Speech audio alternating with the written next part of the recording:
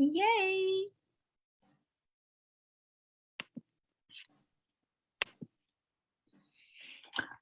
Hey, you guys. Welcome. I'm so excited for today to have Vanessa here with me. We're going to be talking about how to alchemize the past and actually be so that you can actually have more joy, more success in your business. And there is so much gold in today's live and what we're in today's conversation, because we're literally going to be talking about how to transform those pieces from the past and also that are just inherent with you living today and actually use it for your business. And I'm really honored and excited to have Vanessa here. I love this woman. She's actually one of my amazing clients, and this woman is just so powerful and inspiring, and I'm excited for you to share your story.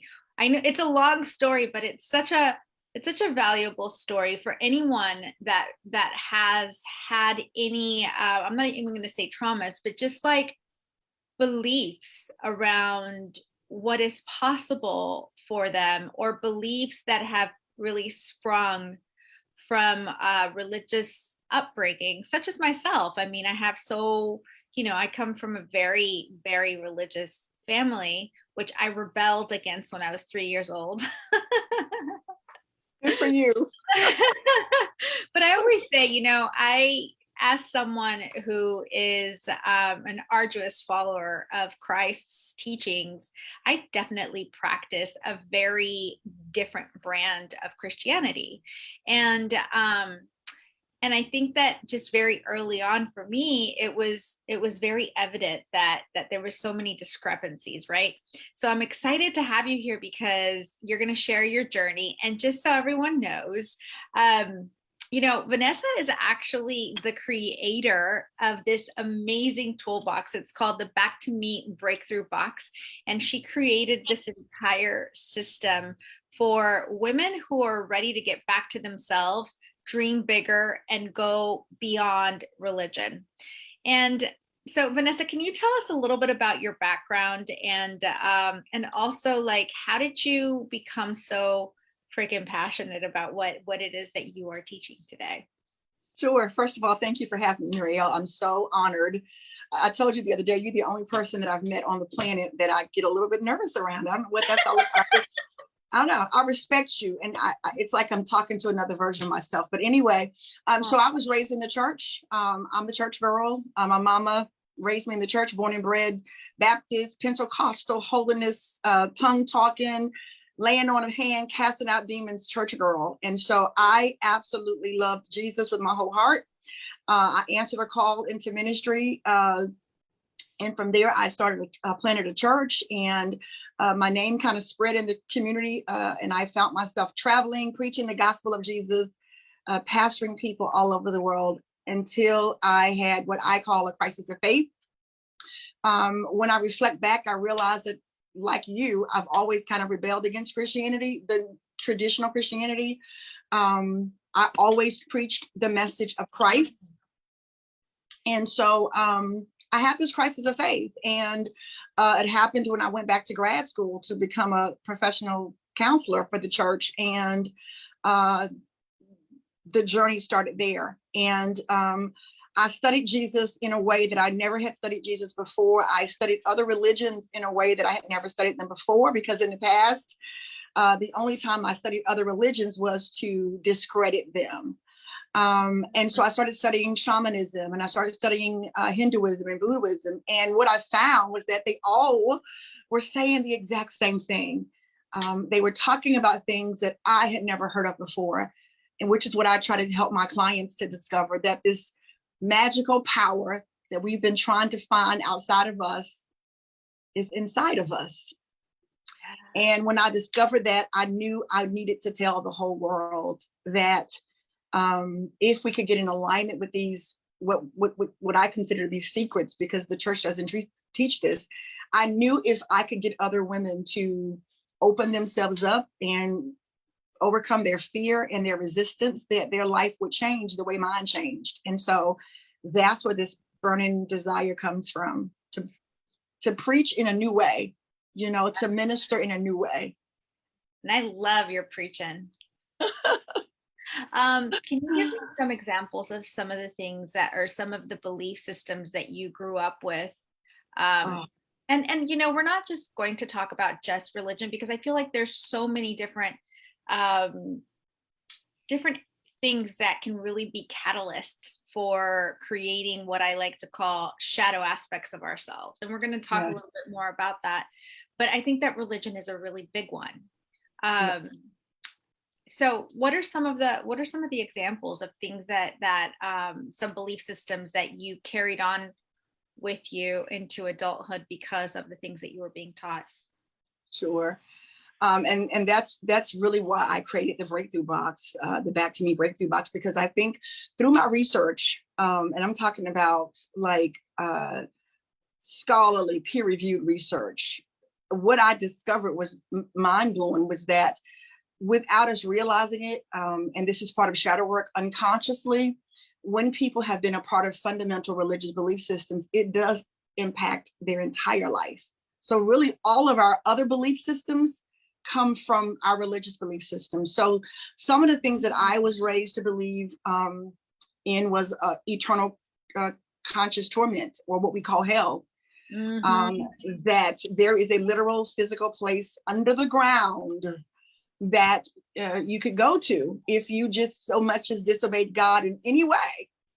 So it's supposed to be somewhere inside the core of the world, right?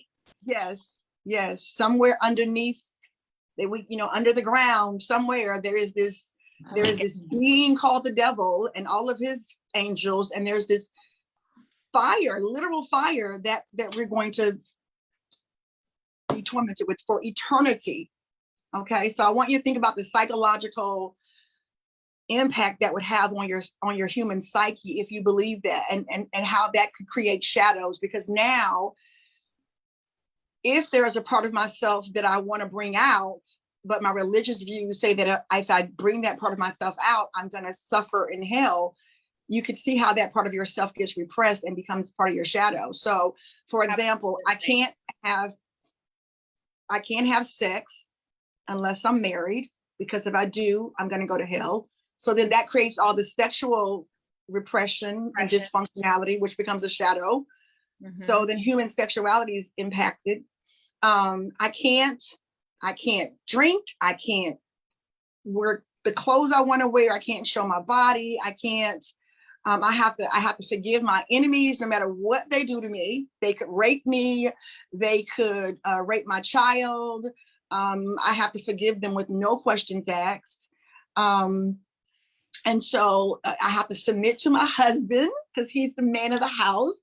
So then you can see how that would create these shadows in terms of how we get along with other people, our relationships, how it could cause rigidness within us. So all of these beliefs impact us, not just in terms of religion, but throughout our life, because now every decision I make is not from a place of my authentic self. Now every decision I make is based upon these beliefs, because I got to marry a man, not the one that I really love, because he's a sinner. The one I'm really attracted to and could have great sex with, he's not even in the church, so I can't marry him. So I've got to shut that down and settle for, this man over here who's in the church, who goes home and beats me every night. I used to be a domestic violence director, and 80% of my clients that came through our program were from the church. These were pastors' wives, and they were being brutally beaten, assaulted, and raped by their bishop, pastor husbands, because of the whole, I got to submit to this man of God. So so you can see how that shut down their self-awareness, their self-esteem. So all of who they really want to be becomes part of their shadow, because they've got to pretend to be this person in the public and go home and continue to be marginalized and misogynized. because of their belief systems. So that's where all of this passion and fire comes from, because I not only lived that and experienced that myself. I was the product of abuse, of an abusive relationship because of my religious beliefs. I was a product of shame, because a lot of people don't talk about it, but I had an abortion when I was a Christian and was totally ostracized and ripped to shreds. Product of divorce, and that tore my self-esteem all to shreds. So I've gone through it. I already been there. I tell people I already been to hell. I know I'm not going to the hell of the earth, because I already been there and back a couple of times. so yeah, you can see how all of those beliefs create what we know now as the shadow. Now, what we did in church was we tried to cast that out. In the church, we call the shadow demons and the devil and evil spirits, because they're not educated. They don't understand what they're doing. We tried to cast it out. And Mariel, that's not how you do shadow work. You can't cast it out. No. And so before we even go further, what is your definition of shadow? Just so everyone understands, because the word shadow is so scary for some people. And, for most of my clients and my audience, they know what shadow work is, but I'd love to get your explanation and your definition of what you think it is. You know what? Unlike a lot of teachers out there, I honor the shadow part of us. I don't think it's anything to be ashamed of or try to hide. I think it's just that we live in a world. I'm trying not to cuss, because I'd be cussing. Because my throat chakra is off. Okay, thanks. My throat chakra is off here now. Girl, but you know me. I know. So, we live in a world where from birth, we are pretty much programmed and controlled and told what's acceptable and told what's good and told what's right. And so a lot of us have beautiful parts of our personality that we have just repressed because somebody somewhere told us not to do that. Mm-hmm. So I don't necessarily see the shadow as something bad. I just think that it's a part of ourselves that we haven't met yet, that we don't know yet.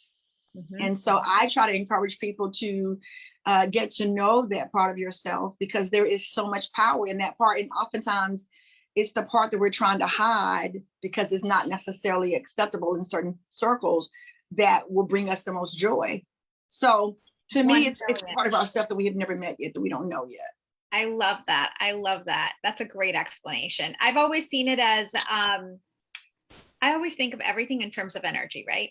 So our thoughts are energy, our words are energy, our personality is made out of all these different energies, AKA archetypes. and all of these parts of ourselves, of our personality, are always looking to become expressed, fully expressed within us, within our body. But when we go to church, when our grandparents, or our parents, our family ostracizes that part of us, what happens is you can't create or destroy energy. Well, you can't. I think you can create energy, but you can't destroy it. But it only gets suppressed. And when it becomes suppressed, there's this process of projection, right? Where that energy has to come out in one way or the other. It's going to have its expression. But when it becomes repressed, it's not going to have a positive expression because you're repressing it. So it projects onto people, places, things, money, all kinds of areas until you reconcile with that. Yes. And, you mentioned money. That was a huge belief that I dealt with in the church, because in the church, this is why religion there's one scripture in the Bible, just one. We're talking about 66 books with thousands of verses in it. There's one verse that says, and it's in the book of Timothy, the love of money is the root of all evil, which Bible scholars know that is what we call a interpolated scripture. It was just kind of inserted there anyway. But anyway, there's one scripture that says the love of money is the root of all evil, and religion created a whole thing around that belief.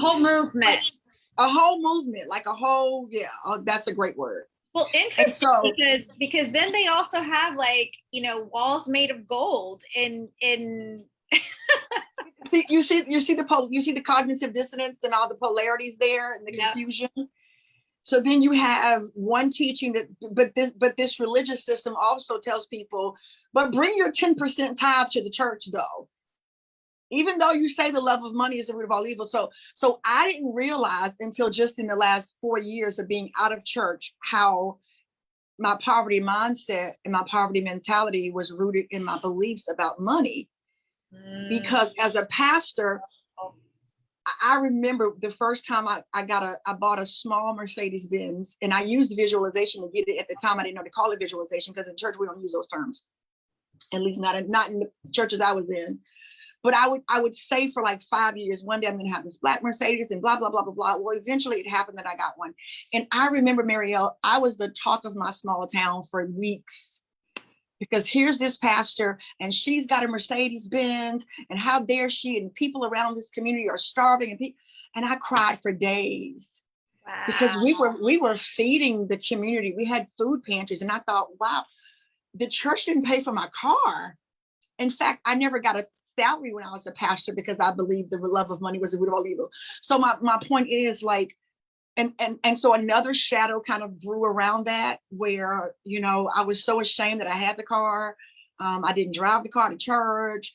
And I just felt so bad. And I realized that because of my beliefs about money, it created a scarcity mentality within me, a lack mentality, a poverty mentality. And so even when I started my coaching business, like I was literally charging my clients $60, and I'd sit on the phone with them for like 2 hours doing sessions.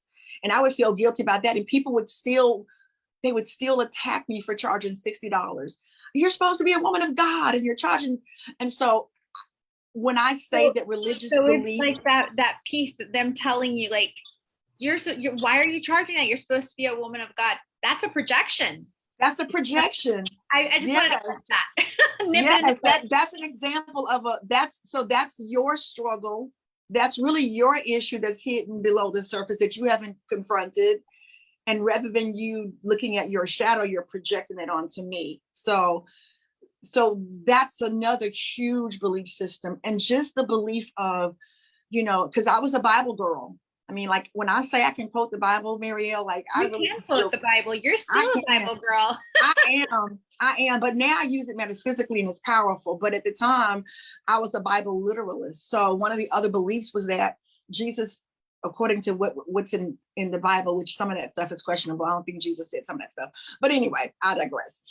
One of the scriptures that Jesus supposedly said was that we should lay our lives down for the sheep, that we should not love our mother, father, brother, sister more than we love Jesus. And because I was a Bible literalist, okay, I took those verses serious. So I isolated myself from my family. I did not have any friends. I did not know how to have solid, healthy relationships.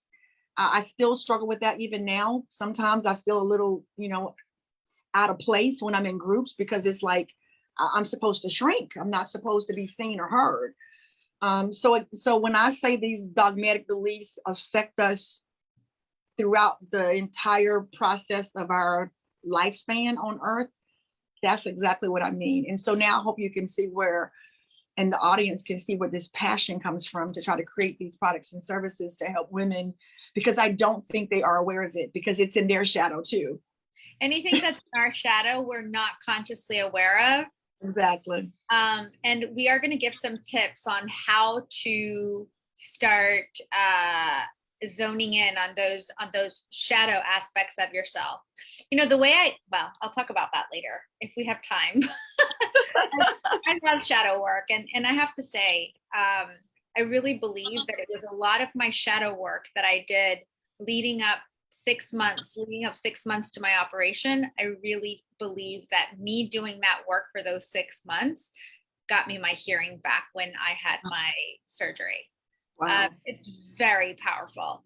Wow. I love what you said. You just mentioned, having that pressure to shrink yourself so that you're not heard or seen. And I'm wondering how that affected you in your business. Whew. Because as you know, I That teach you all about visibility a lot inside the yes. mastermind. So I'm curious about like, how did that translate into your business present day? Before I met you, I was having highs and lows in my business because there were days that I was like, forget what people say, I'm going to be who I am. So for example, when I took your archetype assessment, I cried because I tried to suppress that part of my shadow that's kind of outrageous and big and opinionated and knowledgeable and smart and brilliant and who has a lot to say. I've always had a lot to say since I was a baby, but it's in the wrong circles that can intimidate people. Yeah. So when I try to show up online for my business, because I run my business 100% online, because I had all of those beliefs playing on the background, it was really hard for me to make offers. Like I could teach all day. Oh, I could do a teaching marathon. That wasn't the problem. I pretty much was doing free coaching because when it came down to me making the offer, I would freeze or I would say it without that same level of confidence and power that I had when I was teaching. So I was losing money. I was leaving coin on the table because I wasn't making offers in a regular, consistent way. And I'm just going to be really transparent, even though what has sustained my business was that I finally started doing like high ticket coaching. And so I was able to get enough clients to kind of sustain me because you only need a couple of them if they're going to pay you a certain price. Right. But to be totally transparent, before I connected to you, it was highs and lows. And the days that I felt confident, I could go online and I could make an offer with confidence and I get a sale. But most of the days I didn't have that confidence because I'm still trying to play small. I'm still trying to shrink because I don't want to intimidate people. And, I'm so opinionated. I got so much to say and I don't want to, I don't want to be misunderstood. I don't want to be judged. I don't want to be condemned because all of my religious beliefs. So that's how it affected my business. So I found myself working really hard, being online like all the time, burning myself out because I wanted them to not forget that I existed. So I felt like I had to be on there. But then at the same time, I was spinning my wheels because I wasn't making offers. And I didn't know what offers to make because I was scared to tell people I can help you, but you got to pay me. I was scared to say that because of my subconscious programming. Thank you for sharing. I can say it some days. What was that? Thank you for sharing that. Antoinette is online as well, and she said, "Thank you so much for speaking truth, Vanessa. Thank you for sharing your story." Oh, thank you. So beautiful. Wow, it's so true. I mean, when you are raised being told that money is the root of all evil, and to shush your little butt down, don't be heard, don't be seen, keep yourself small, and then step into the 22nd century, 21st century, and you meet a crazy girl, Mariel, saying, "You're going live every day from now on for 30 days. Right. and have a call to action with every video. You've done amazing. I love your necklace, by the way. That's beautiful. Thank you. Thank you. This is my armor. This is my protection. I love it. So you said, it was really, really hard to make offers. Anything else, like in terms of dressing? Because something I want everyone to know that your shadow is very sexy. I always see my shadow, and hear me out on this. And this is kind of how I see shadow, right? I always see the shadow being another version of you, but it's like the naughty, sexy, version of you. Not that you're not sexy in real life, but the part of you that you've suppressed, that's all her traits, right? But it's like a real version of yourself. Yeah. And a lot of people call it the alter ego. Mm-hmm. And it's like, who do you want to be on Halloween? We all want to be like this alter ego version of ourselves. And the thing about the shadow is that we don't always just deposit the bad stuff in there. we deposit a lot of really good stuff as well. Mhm. Yeah. And it's, yeah. Right? Like you Yeah. deposit being beautiful, owning how beautiful you are, your charm, your power. I Yes. remember when I was little, I think I was like 7 or 8 years old, and I had a little friend, and she just recently reached out to me not long ago, and we go in and out of each other's lives. But I remember once she told me, she's like, you need to stop walking like that. And I've always had a strut. I don't know why, but I always did.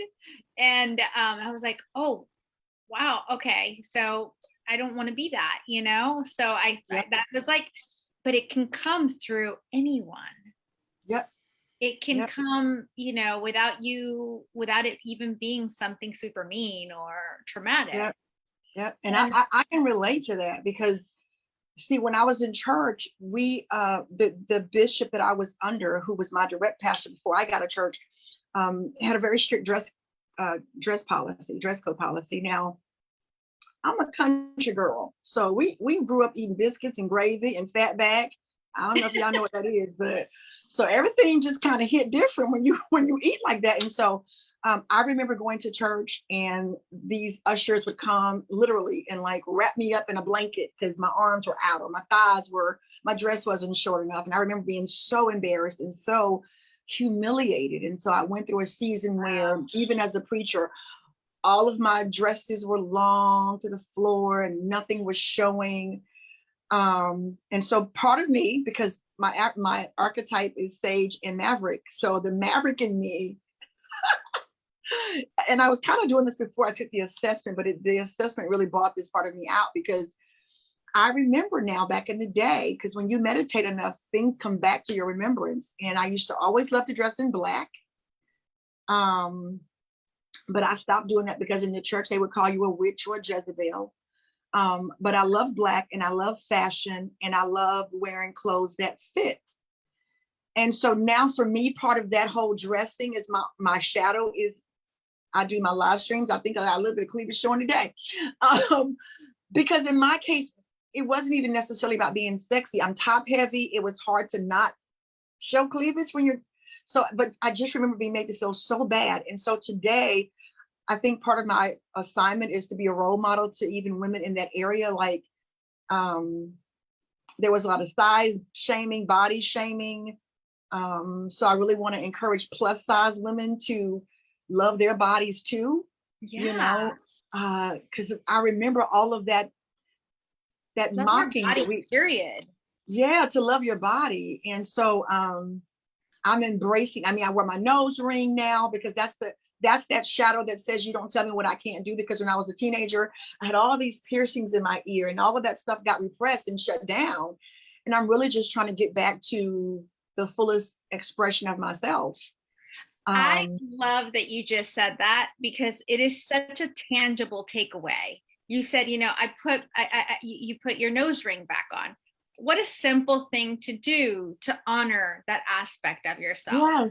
Yes. Like it is this that can start. This is magic. Like being able to perform small little actions that are totally in alignment with your intention. Yes. And what you want to, that's magic. That's it. That's magic. It's very simple. It is very simple.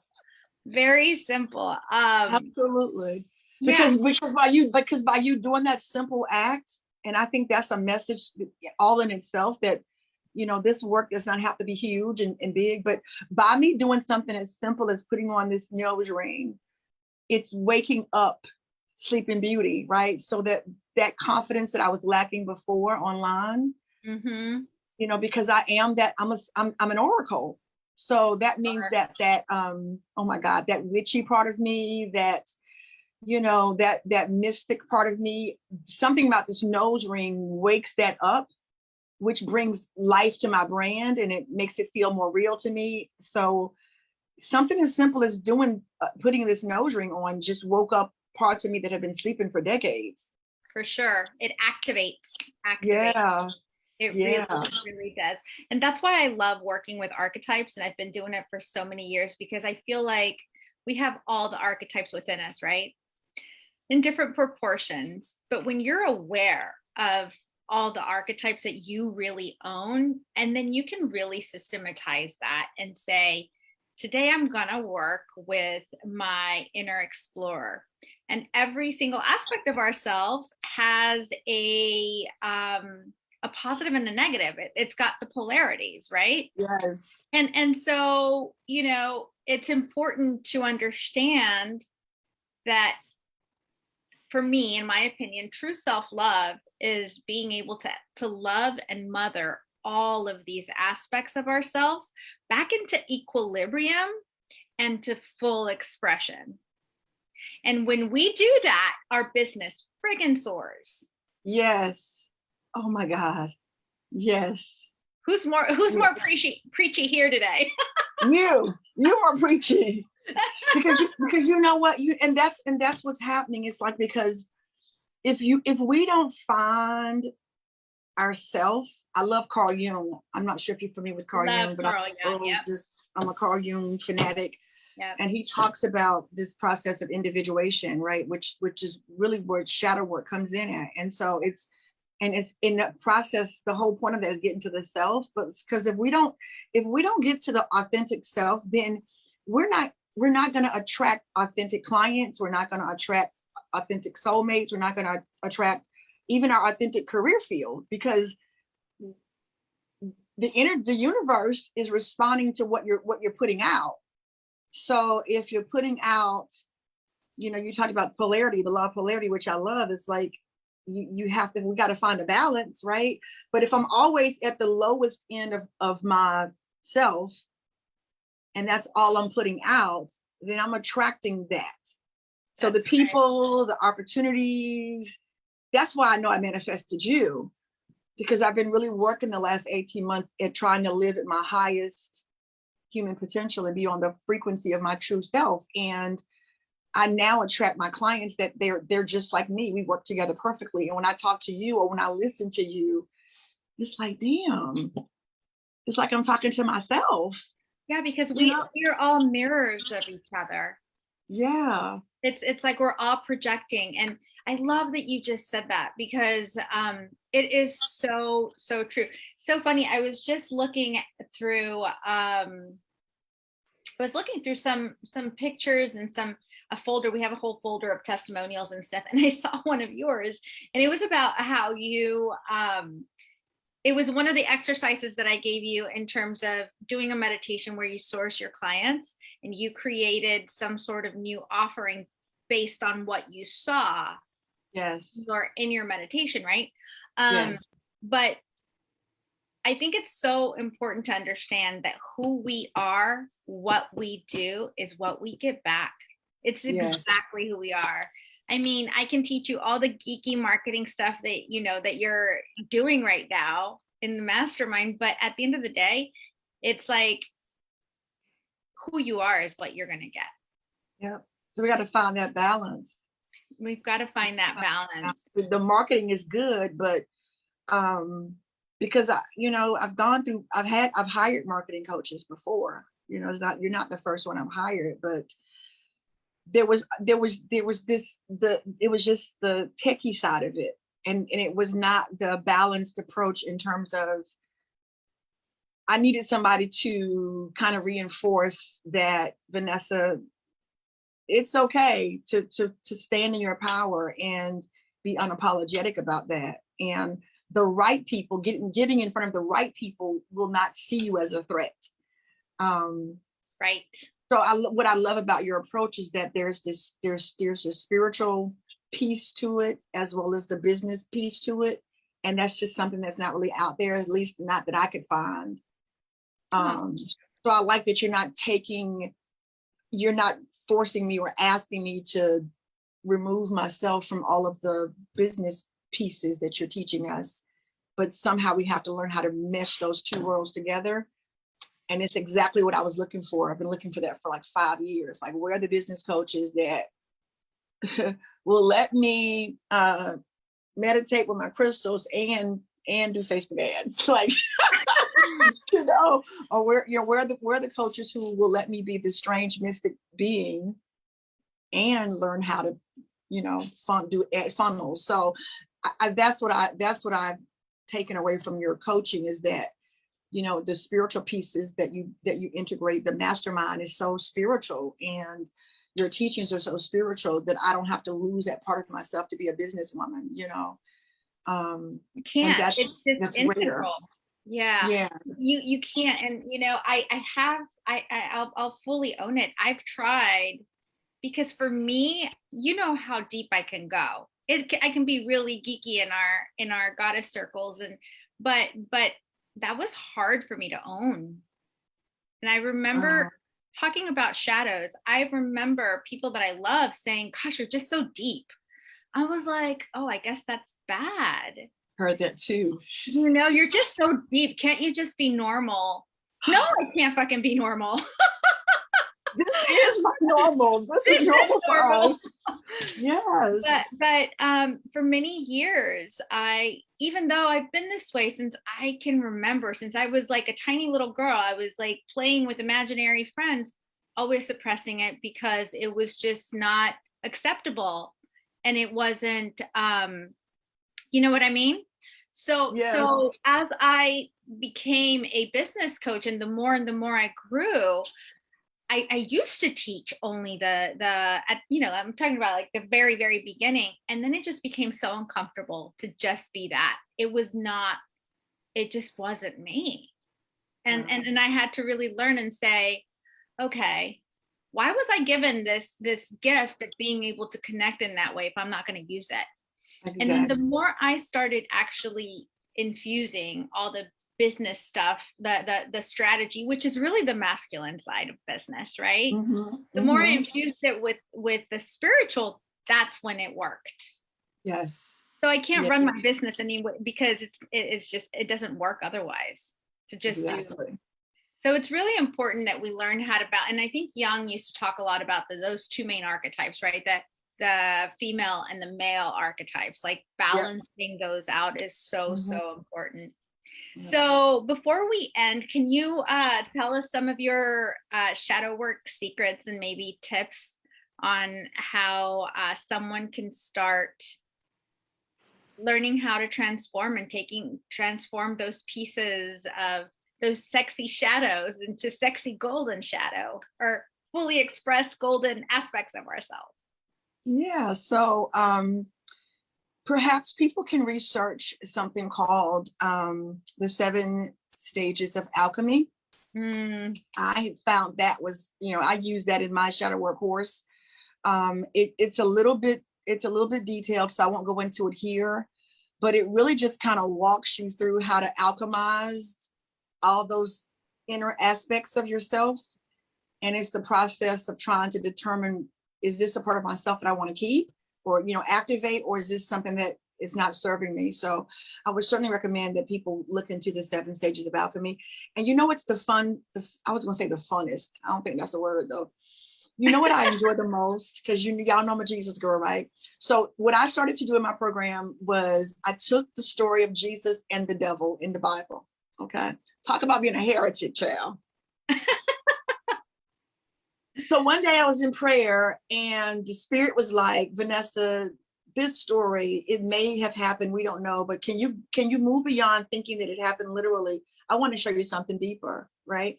And in that I saw Jesus doing 40 days of shadow work. So for those that don't know the story, in Luke, the 3rd chapter, right after Jesus gets baptized, the Bible says that God, which to me is Jesus' higher self, right? God sends Jesus to the wilderness for 40 days and 40 nights. And he tells Jesus, you're going to be tempted by the devil for 40 days and 40 nights. And I want to see if you can get out of it. And I looked at those scriptures and I really created my shadow work program around that, because metaphysically, I pulled out the pieces for healing. Wow. So my course is 40 days in the wilderness with your shadow, right?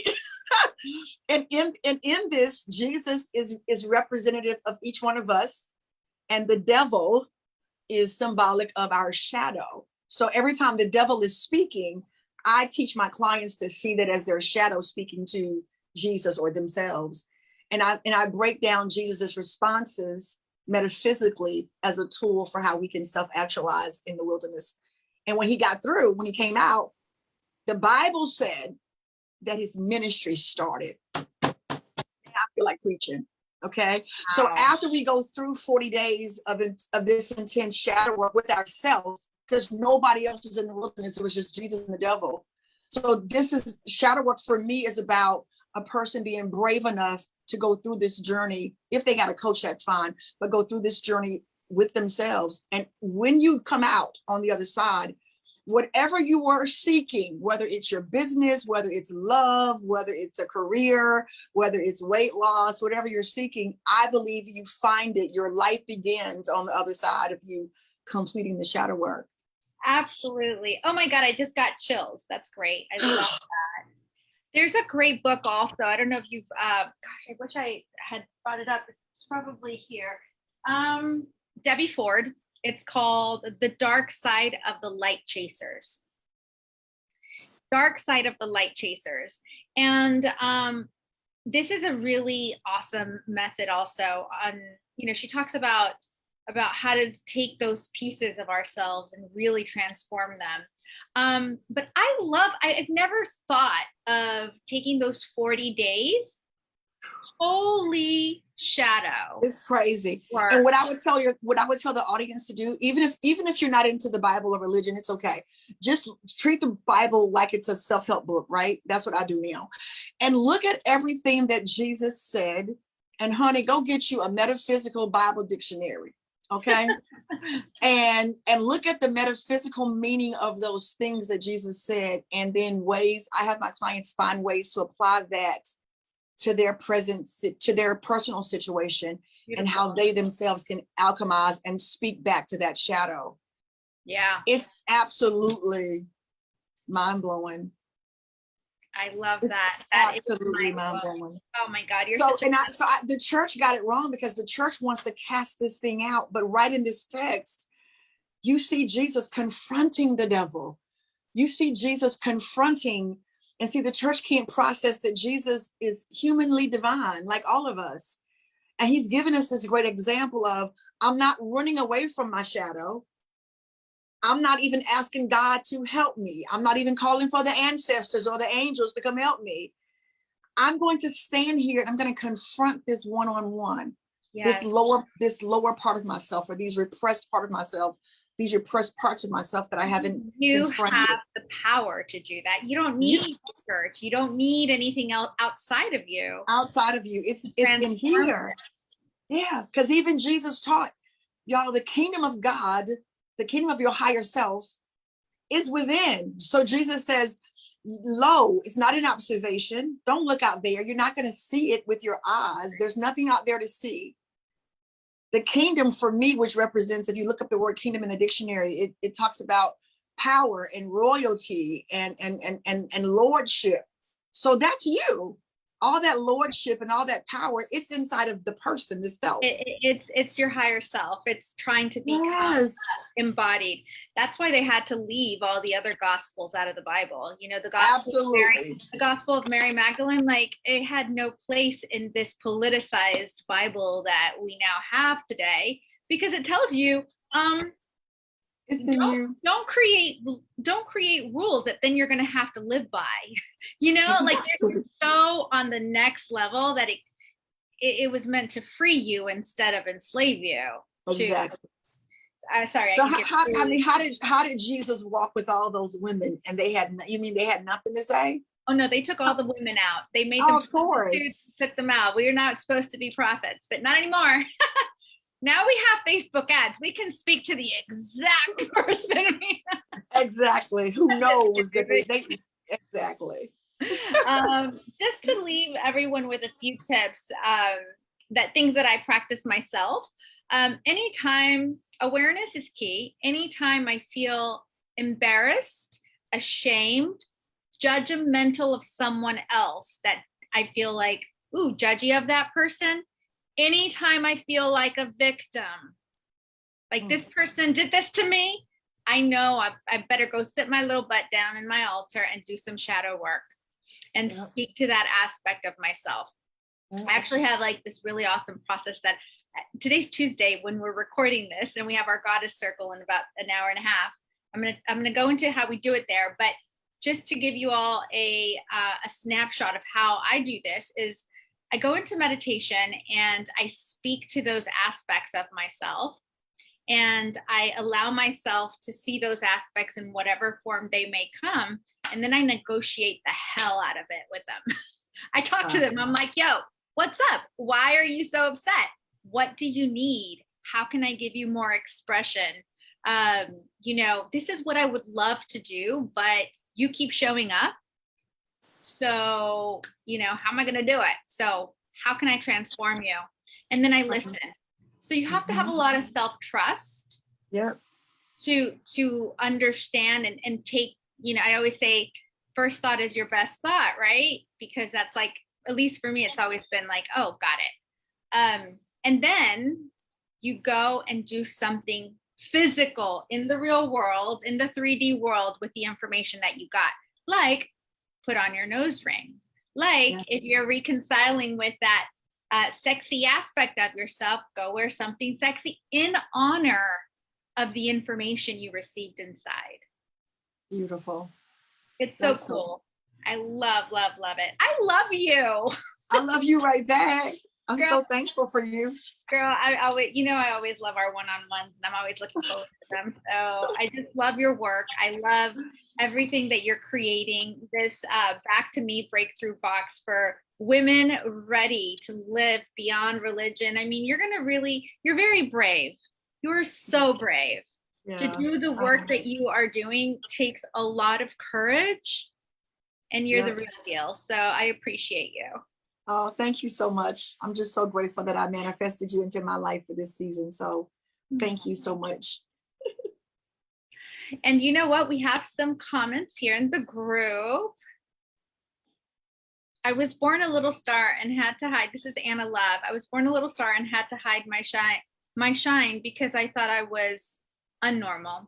Sorry, Dad. I am triumphantly born to stand out and born to be me. Yes. Oh, Absolutely. I love that. I love that. And I'm going to end with that. Thank you so much for joining me. And thank you all for tuning in. Definitely go. Would you like to tell people how they can get in touch with you, Vanessa? Yes, probably one of the easiest ways is on Facebook. I'm always there. So Vanessa R. Brooks, or you can email me at admin@vanessarbrooks.com or my website, which needs major overhauling, but it's vanessarbrooks.com. Thank you. Thank you so much. All right, you guys have an amazing rest of your day. Love you guys. Mwah. Love you too. Peace, y'all. Out.